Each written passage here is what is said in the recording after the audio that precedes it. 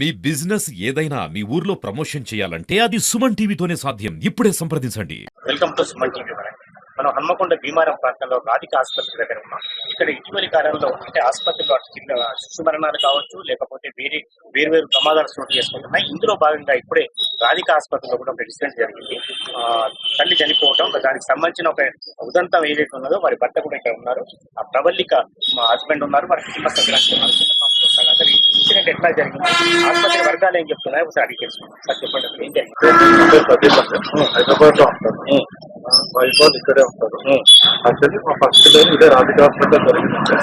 ఆ ఉద్దేశం second hospital actually baby 3.5 kg పాపకి మా వైఫ్ ఇప్పుడు నా పాపకి 3 చుట్టూ ఉన్నాయి.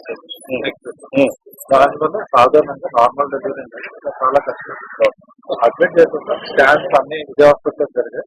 Madam consult madam counselling madam మా కౌన్సిలింగ్ అయితే చేయలేదు. మేమే రివర్స్ మేడం క్వశ్చన్ అడగడం జరిగింది. మేడం 3.5 kg బేబీ వెయిట్ ఉంది అండ్ ఇంత మెడసిన్ 3 ఉన్నాయి. సో నార్మల్ డెలివరీ నేను ఎక్స్పెక్ట్ చేస్తున్నాము. ఏ ప్రాబ్లం ఉన్నా నార్మల్ డెలివరీ అడుగుతాను. అవుతుంది నేను మేడం అడిగాను, మీ ఒపీనియన్ చెప్తున్నది. నేను డాక్టర్ ఏం చెప్తే అదే చేస్తాను. మాకంటే మేము సొంతంగా నిర్ణయాలు తీసుకోం. మాకు తెలియదు. ఎందుకంటే మేడం ఏం చెప్తే అదే చేస్తాను. ఆ ఉద్దేశం మీద మేడం అడగడం, నార్మల్ డెలివరీ అడగడం అయితే నేను సొంతంగా అడగడం అయితే జరిగింది. ఏ డేట్ సార్? కన్ఫర్మ్ అడిగాము. డిసిషన్ తీసుకోవాల్సింది ఏం చేయాలో ప్లాన్ చేస్తున్నమాట డాక్టర్ డాక్టర్ వృత్తిలో ఉన్నప్పుడు వాళ్ళకున్న నాలెడ్జ్ ఎంతవరకు ఉండదు. నేను ఒక ఐటీ ఎంప్లాయీ, ఐటీలో నాలెడ్జ్ ఉంది, మెడిసిన్ లో నాలెడ్జ్ ఉంది. మేడం కూడా అలాగే. మేడం మాకు ఏం ప్రొడక్ట్స్ ఇస్తారు, ఎటువంటి ప్రాబ్లం ఉండదు.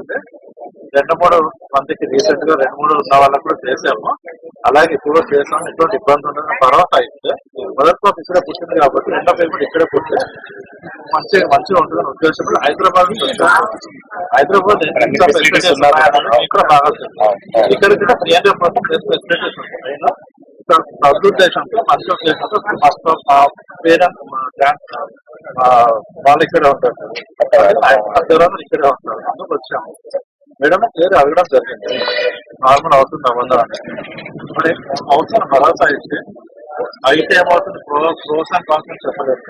భరోసా ఇచ్చాను కాబట్టి నేను జాయిన్ చేస్తాను. కౌన్సిలింగ్ కూడా చేయలేదు. అవుతుందమ్మా అవుతుంది. చాలా మందికి అయితే ఇబ్బంది ఏం లేదు అన్నారే తప్ప ఇంకేం చెప్పలేదు. కౌన్సిలింగ్ ఇవ్వలేదు. గట్టిగా మాట్లాడితే ఏ రోజైతే మా వైఫ్ అడ్మిట్ చేస్తామో స్కానింగ్ కూడా చేయలేదు. నేను నా నోడుతూ అడిగాను, మేడం స్కానింగ్ చేయండి, చేస్తే బేబీ అయిపోతుంది. 2-3 సార్లు అడిగాను. మేడం ఏం చెప్పారంటే టచ్ చేస్తే తెలిసిపోతుంది, మాకు తెలిసిపోతే మేము డాక్టర్స్ అని చెప్తారు. సో టచ్ చేస్తే తెలిసిపోతే స్కానింగ్ సిస్టమ్ ఎంత వస్తుంది.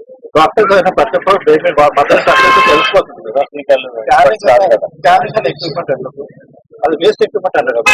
మేడం చెప్తున్నప్పుడు ఎక్విప్మెంట్ వేస్ట్ అన్నారు. ఏం జరిగింది 2 రోజుల్లో? ఒక్క విషయం అంటే డీటెయిల్ గా ఒక నెంబర్ ఆఫ్ మిస్టేక్స్. మీరేమైతారు? నేను అన్నాను, ఆ పాపకి అన్నాను, ప్రవళిక గారికి అన్నాను. ఫస్ట్ నుంచి అన్న చెప్పేది వినండి.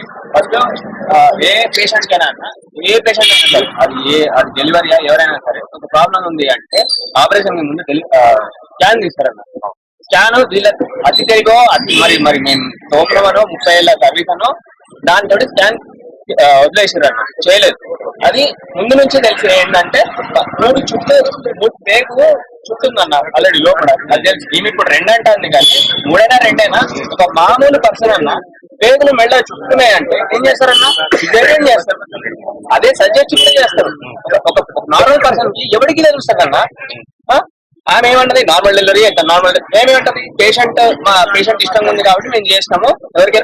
ఎవరైనా సరే పేగులు మెళ్ళు వేసుకున్నారంటే ఒక నార్మల్ యావరేజ్ వాళ్ళు ఎవరైనా చెప్తారన్నారు.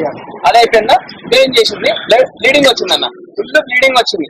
అది ఏమైంది అనేది వాళ్ళు ఆపరేషన్ థియేటర్ ఉన్న వాళ్ళకి తప్ప ఎవరికి తెలియదన్న. ఇప్పుడు ఈ పర్సన్ ఉన్నాడు, భర్త లోపల ఉన్నాడు. భర్తకి ఏం తెలుస్తుంది అన్న, లోపల రక్తం వస్తుందంటే ఎందుకు వస్తుందో తెలుసు కదా.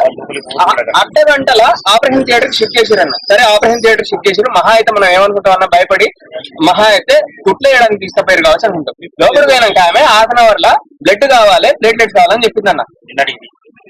ఇదే తారీఖన్నా ఆపరేషన్ అయినా డెలివరీ బయటికి వచ్చింది. అర్ధగంటల ఆపరేషన్ అంటే వేరే థియేటర్ తీసుకుపోయింది, పైకి ఎమర్జెన్సీ థియేటర్ తీసుకుపోయి బ్లడ్ కావాలన్నది. మేము బ్లడ్ దొరికినాం. బ్లడ్ ప్లేట్లెట్స్ తీసుకొచ్చినాం. నాకేం తెలుసు అన్న, మహా అయితే కొంచెం లాస్ అవుతుంది ఎక్కిస్తారు అనుకున్నాం అన్న. వచ్చి చూసేసరికి ఎమర్జెన్సీ బ్లడ్ వెళ్ళిపోవాలని చెప్పేసి రెండో ఫ్లోర్లు అన్న, అది కింద నుంచి రెండో floor labour room first floor కింద నుంచి పైకి షిఫ్ట్ చేసిరన్న.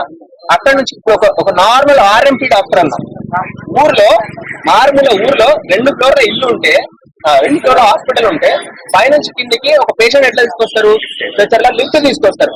ఆమె మేము చెల్లెని ఎట్లా తీసుకొచ్చినాం తెలుసా అన్న, అనొద్దు గాని చేతుల మీద మెట్ల మీద వేసుకుని వచ్చామన్నా. మేము అందరం కూడా లేమన్నా, నేను ఈయన ఇంకో ఇద్దరం ఉన్నాం. హాస్పిటల్ వాళ్ళు అందరు పట్టుకొని వచ్చిందన్న. 2 ఫ్లోర్లన్నా, అది ఎమర్జెన్సీ టైం.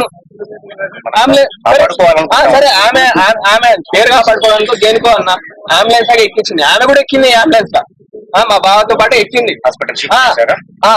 ఎక్కించి తీసుకుపోయాను, అక్కడ లోపల తీసుకుపోయారు ఏకశిలా హాస్పిటల్. ఇది ఇంకోటి ఏంటంటే ఫలానా హాస్పిటల్ పోతున్నాం అని చెప్పలేదన్న.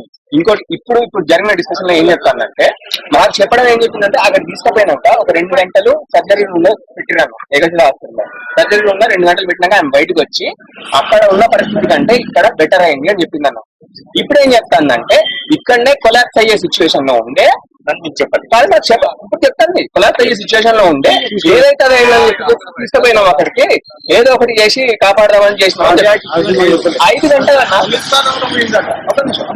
5 గంటల్లో ఆపరేషన్ థియేటర్ లో మేమేమన్నా నిజంగా చెప్తున్నా, ఒక పర్సన్ నువ్వు లోపల 5 డాక్టర్లు ఉన్నారా, 4 డాక్టర్లు ఉన్నారా, కాంపౌండర్లు ఎవడు ఉన్నాడన్న బయటకు వచ్చి ఇది సిచ్యువేషన్ సీరియస్ ఉంది సార్, ఎవడో ఒకడు క్రిటికల్ ఉంది సార్ అంటే మా వాళ్ళకి చెప్తే మా వాళ్ళు చేయడానికి చేస్తారు కదా, ఏం సాయం మా వాళ్ళు అది చేస్తారు కదా.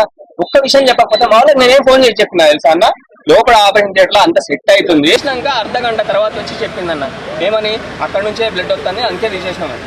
కట్ తీసేసింది మాకు చెప్పకుండా.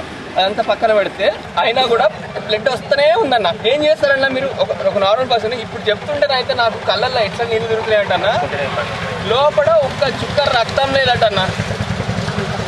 గర్భసంచ తీసేటప్పుడు ఒక చుక్క రక్తం లేదు అంటే ఎక్కడికి వెళ్ళండి, మాకు మా భార్యను అప్పచేసేటప్పుడు తెలుస్తుంది అసలు రక్తమే లేదు. రక్తం లేదని చెప్తూ నాకు అర్థం కాలేదన్న. 5 మీద ఏ రిపోర్టు మీకు చెప్పలేదు, పేషెంట్ సంబంధించి చెప్పలేదు. 5 గంటలు బయట నిలబడ్డామన్నా, ఒక్క ముచ్చట కూడా చెప్పలేదు బయటకు ఒక్కరు ముచ్చట చెప్పలేదు. ఏం జరుగుతుంది ఇంత అయినాక ఎప్పుడు చెప్పి తెలుసా అన్న, మాకు ఆ ఆపరేషన్ థియేటర్ అయితే SICU నుంచి ICUకి షిఫ్ట్ చేసినాక అక్కడ వెంటిలేటర్ మీదకి ఎక్కిస్తున్నామని చెప్పారు. వెంటిలేటర్ అంటే ఇప్పుడు ఏ జనాలైనా వెంటిలేటర్ అనగానే అయిపోయిందిరా అని అనుకుంటారు. నేను చెప్తున్నా, నేను అన్నని లాస్ట్ మినిట్ వరకు కూడా వెంటిలేటర్ మీద ఎక్కినా కూడా అది వస్తుంది ఆ హోప్ లో ఉండే అన్న. ఎందుకంటే ఆ డాక్టర్ మీద కూడా అంతే నమ్మకం ఉండే మాకు, ఎందుకంటే ఫస్ట్ డెలివరీ మంచిగానే మీరు మదర్ అమ్మ, మీరు మదరా, మీరు లేడీ, మీరు కన్నా చెప్పాలి కదా విషయాలు మీరు చూసారా? నేను అక్కడికి వెళ్ళినాను సార్. వెళ్తే అక్కడ నా బాబు ఏం చేసిందంటే, నువ్వు పైకి వచ్చే పొజిషన్ లేదు మమ్మీ, నువ్వు వెళ్ళి అక్కడ పాపను చూసుకోకపోతే మళ్ళీ వచ్చేసినాడు. ఇక్కడ కూడా జరిగింది చెప్తా పట్టండి. ఏం చేసిందంటే ఆపరేషన్ ఆమె నా నొప్పులు తీస్తుందండి, బయటకు వినిపిస్తున్నాయి నొప్పులు.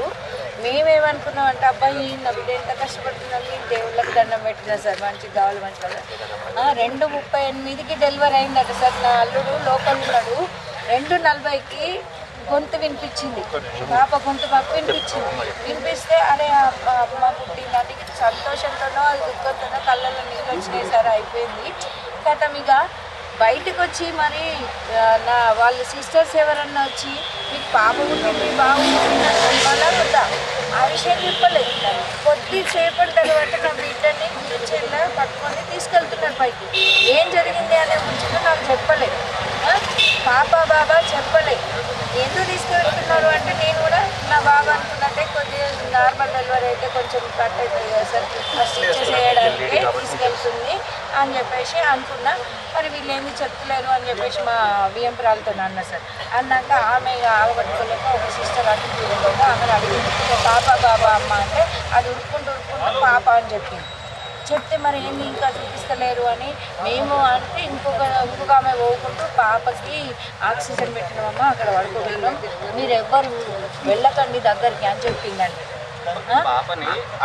మా చేతులకు ఇయ్యలేదు, అయిపోయింది. మేము ఇదేం తీస్తలేదు అని చెప్పేసి మేము కొంచెం డోర్ ఓపెన్ చేసి చూసినాం సార్. లోపల బల్ల మీద ఇట్లా ఒక చీరల చుట్టి పెట్టి ఒక మూటలాగా కట్టి పెట్టి చెప్పండి. నా మన్మరాలు చిన్న పాపను కూడా పెట్టారు. అక్కడ పడుకోబెట్టిండు. ఆమె కొద్దిసేపటికి తన్నుకున్నది. అదంతా చీర బట్టలు నా మన్మరాలు. అయ్యో ఏంది అని ఇట్లా అనుకునేసరికి మా నా ఆడబిడ్డ వచ్చింది సార్. వచ్చి ఆమె గొప్పటి ఇయ్యలేదు అని చెప్తే గప్పుడు చేతికి ఇచ్చింది సార్. గప్పుడు చల్లి అనుకుతున్నది. ఆ పిల్లకి కూడా బిడ్డ కొడుక చెప్పలేదు. ఆమె మీద ఇట్లా పడుకోబెడతారు సార్ కొంచెం స్పర్శ కోసం. అది చేయలేదు. తల్లికి అన్న ఇంతకంటే దారుణం ఏమున్నదన్న. తల్లికి అన్న ఎక్కడైనా ఎంత చిన్న హాస్పిటల్ అయినా పుట్టంగానే ఫస్ట్ అది ఏమన్నా కానీ ఫస్ట్ తల్లికి స్పర్శ పెట్టి తీసుకుపోయి తర్వాత ఏమైనా చేసుకుంటారు. తుడుస్తారా ఏమైనా చేస్తారు. నేను అప్పటికి అడిగాను బాగా చూపించండి అంటే క్లీన్ చేసి చూపిస్తానని చెప్పారన్న.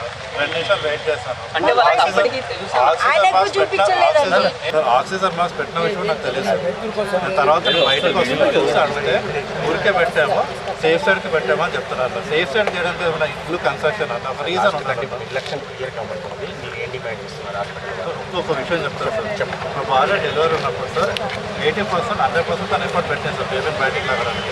ఒక 4 ఇంచెస్ బయటకు తల బయట 4 ఇంచెస్ కూర్చేస్తే తల బయటకు వస్తుంది సార్. నేనున్నాను, మా అత్తగారు ఉన్నారు, మా అమ్మమ్మ ఉన్నారు. డాక్టర్ అన్నవాళ్ళు సార్ వాళ్ళు సొంతంగా నిర్ణయం తీసుకొని పేషెంట్ బతికినాక ఏం చేయాలని డాక్టర్ డిసైడ్ అవ్వాలి సార్. ఒక రాధిక మేడం గారు నన్ను పిలిచారు. ప్రతి ఇలా ఉందామా సిచ్యువేషన్ ఏం చేయాలో నన్ను అడుగుతున్నారు సార్. నేను ఐటీ ఎంప్లాయీ, సాఫ్ట్వేర్ ఎట్లా కరెక్ట్ చేయాలని చెప్తాను కానీ బేబీ బయట కూడా నేనేలా చెప్తాను. కంక్లూజన్ అన్నారు కాబట్టి చెప్తాను. ఇప్పుడు జనరల్గా మీరు కూడా మీడియా వాళ్ళు మీరు తెలుసు అట్లాంటివి ఏమన్నా అయితే ఏమన్నా ఇష్యూ అయితే జనరల్గా శవాన్ని అక్కడే ఉంచి గొడవకి దిగి ఏదైనా న్యాయం చేస్తే కానీ తప్పు చేసామని ఒప్పుకుంటే కానీ అద్దాలు వాళ్ళ కొట్టిన వాళ్ళు కూడా చాలామంది ఉన్నారు. ఆ చరిత్ర మోసినటువంటి మీకు తెలుసు. ఆ ఆలోచన లెక్క చేస్తారు.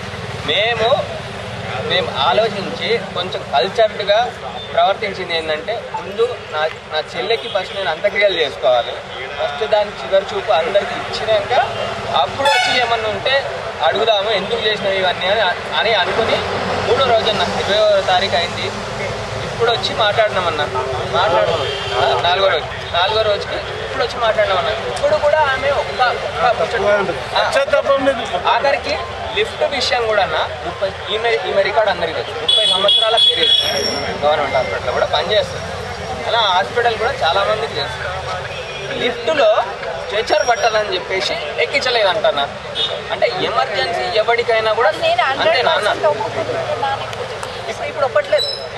అది కూడా నేనే తప్పు చేయట్లేదు. ఏమైనా సరే కంక్లూజన్ ఏమైనా ఉంటే నేను ఇప్పుడు మాట్లాడను. నా లాయర్లని పోలీసులను పెట్టుకొని నేను సోమవారం మాట్లాడతాను. అది